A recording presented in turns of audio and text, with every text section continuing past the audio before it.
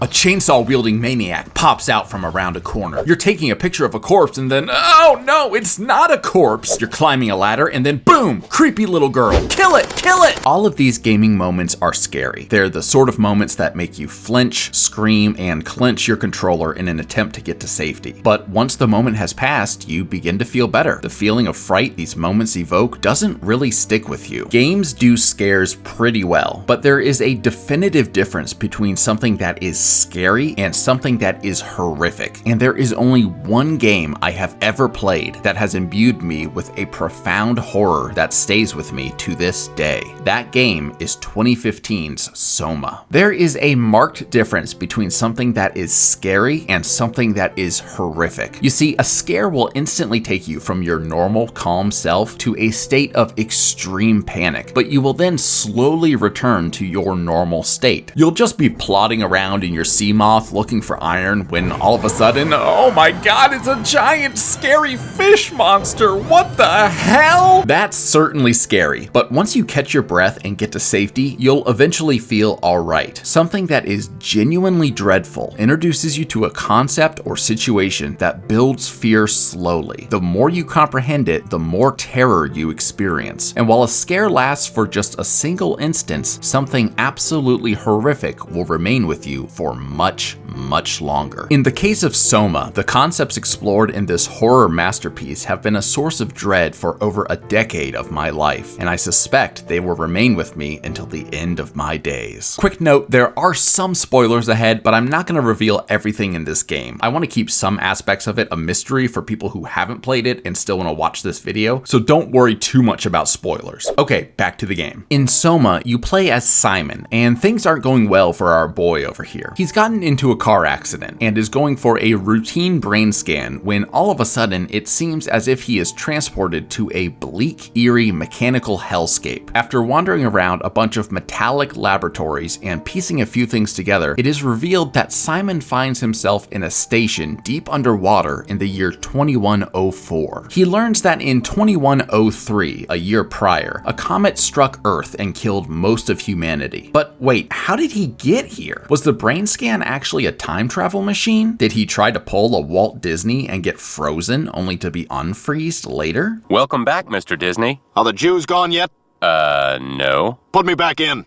No matter what questions you, the player, conjure, the truth is far more surreal than anything you can imagine, and it strikes at a question that has been central to our very being since the dawn of humanity. What does it mean to be alive? And what awaits us beyond this life? Simon is not exactly Simon. You see, the Simon who scanned his brain died in 2015, shortly after his brain scan, but his scan was kept in a library of other scans, a catalog of human minds. These brain scans captured every minuscule iota of what made Simon Simon, and now, nearly a century after his death, this scan has been imprinted into a mechanical construct. While it seemed like the moment from the brain scan to 2104 was instantaneous, the question Simon must face is he alive? Is he the same Simon that died in 2015, or is he something else entirely? It's the old Ship of Theseus problem. So you've got a ship, and over time, stuff starts to break on it. You need a new mast, a new hull, some better cannons. Eventually, you've replaced everything that was on the original ship. So is the ship now still the Ship of Theseus, or is it something new? It looks the same, it feels the same, but it is completely different from the original. This is Simon's conundrum, but he has little time to ponder his existence because he has to face the wow.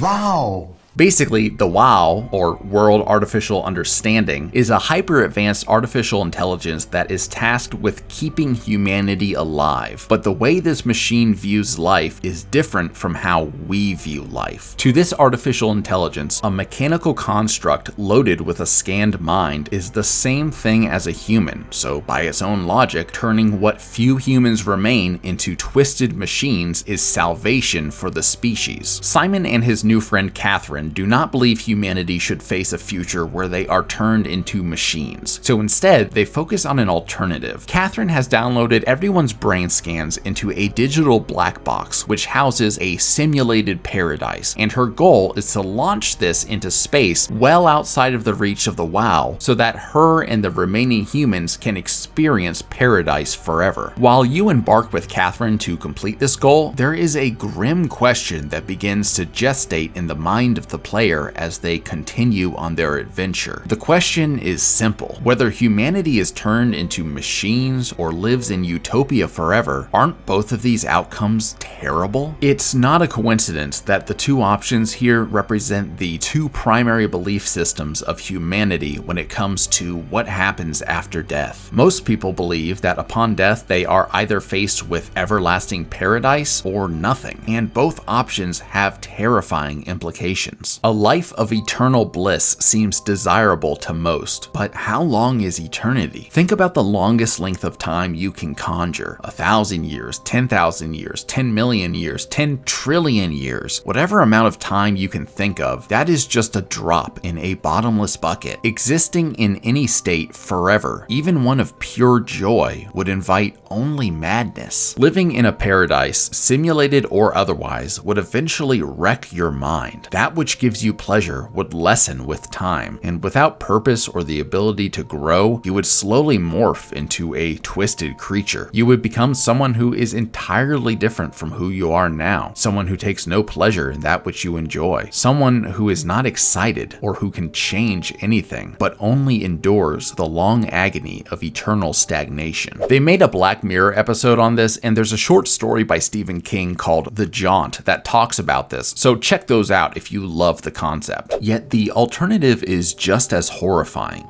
Nothing. No experience, no growth, no love or hate or anything that makes us human. Just the void. Whether you experience nothingness or it is the end of experience, it is painful to comprehend all the same. In this place, your loved ones will be lost forever. All you have worked for and strove to become will be for naught. You are gone, and only the abyss remains. Simon is faced with a seemingly simple question. Should he seek eternal paradise or relegate himself to nothingness? In life, many of us grapple with this question as well when we are exposed to various belief systems. Is it better to embrace a path of faith and believe that there is a heaven, or should we accept that only darkness lies ahead? But sadly, this is a choice with no positive answer. Whatever choice Simon makes doesn't really matter. The truth is, we are liminal beings, wedged between a past that did not know us and a future that does not care for us. For all our greatness, we are nothing, and even the most bountiful fruits of holy rapture will grow stale with time. Whether heaven or nothingness or hell or something totally different awaits us, all ends lead to either feeling nothing or being nothing. We cannot avoid our fate, and at the end of our lives, whatever path is true, there will be no peace for us. When I beat Soma and this realization blossomed in my mind, I was truly horrified. This is not a simple scare that shocked me for a minute before fading away. This is a concept that I have mulled over incessantly, yet it is a problem without a solution, a terrible fact that no man can fundamentally alter. Now, this doesn't mean we need to spend our entire lives listening to My Chemical Romance and writing